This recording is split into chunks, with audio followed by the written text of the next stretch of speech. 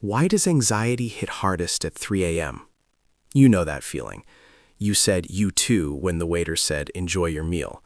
And now, 6 hours later, you're lying in bed, replaying it, over and over, convinced everyone thinks you're an idiot. I did this for 10 years, every single night, until I discovered something so stupid it stopped my panic attacks in 60 seconds. No therapy, no meds.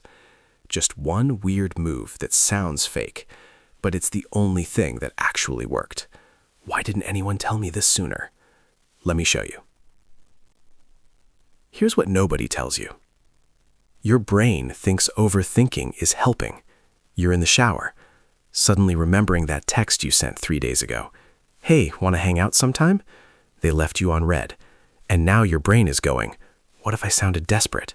What if they screenshotted it and sent it to their friends? What if everyone's laughing at me right now?" So you stand there, water going cold, replaying every possible scenario. Why?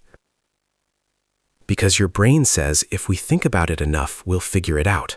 But you never figure it out. You just spiral deeper. Sound familiar? I'll never forget this moment. I was at a coffee shop. I ordered a latte. The barista handed it to me. I said, "Thanks, you too." "You too." She didn't say anything. I just walked out, got in my car, and sat there for 20 minutes, replaying it. Why did I say that? She definitely thinks I'm weird.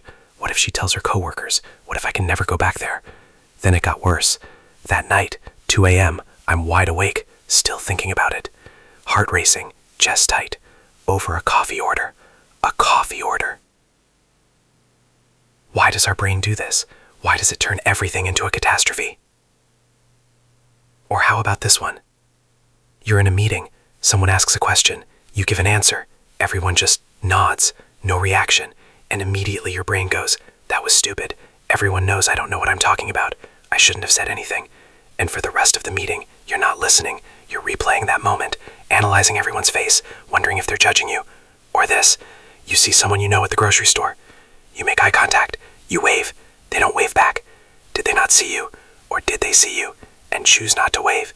And now you're standing in the cereal aisle, questioning your entire friendship. This is what anxiety does. It takes normal moments and turns them into evidence that everyone hates you. Here's my worst one. I send a work email. Per our conversation, I'll have that done by Friday. Click send. 10 seconds later, wait, is per our conversation too formal? Do I sound mad? What if they think I'm being passive-aggressive? So I checked my sent folder, read it again, still sounded wrong, checked it 3 more times. Then I started Googling, is per our conversation rude? Professional email tone examples, how to tell if you sound passive-aggressive. This went on for 2 hours, over 1 email.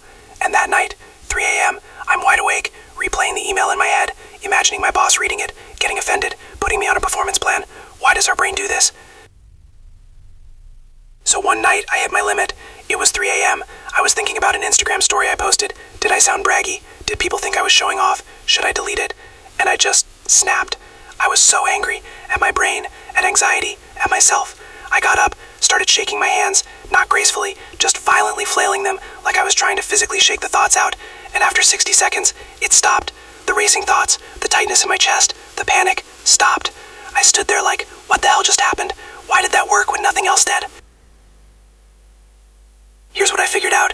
Anxiety isn't a thought problem, it's a body problem. When you're overthinking, your body thinks there's actual danger. It's pumping adrenaline, preparing you to fight or run, but there's nothing to fight, no one to run from. So all that energy just sits there, in your chest, in your throat, in your stomach, and you try to think it away. But thinking doesn't burn adrenaline, movement does.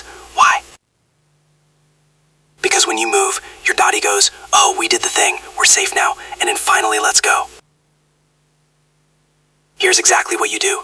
Next time you're spiraling, lying in bed at 2 a.m. thinking about that text or replaying a conversation from 3 weeks ago, don't try to think your way out. Do this instead. Step 1, get up. I don't care if it's the middle of the night, get up. Step 2, set a timer for 60 seconds. Step 3, move your body.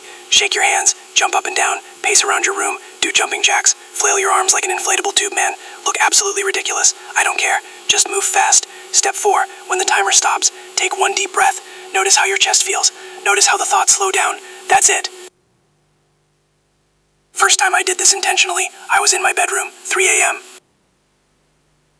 Thinking about a text conversation, someone said LOLK to me, and I was convinced they were mad. I got insane, but after 60 seconds, I could breathe. The panic was gone, and I went back to bed. Actually fell asleep. For the first time in years, I didn't spiral all night. Why? Because I stopped trying to solve it in my head and started solving it in my body. So next time you're lying there, thinking about that thing you said, that text they didn't respond to, that email you sent, that awkward moment in the elevator, don't just lie there. Get up. Move for 60 seconds. Yeah, you'll feel stupid. Yeah, you'll look crazy. But you know what? You've already tried everything else. You've tried thinking it through, analyzing it, rationalizing it, and it never worked. So try this, just once. I haven't had a 3 a.m. spiral in months. Not because the anxiety disappeared, not because I got better at controlling my thoughts, but because I stopped fighting my body and started listening to it, 1 minute at a time. Why does this work when everything else failed? Try it tonight, and you'll know.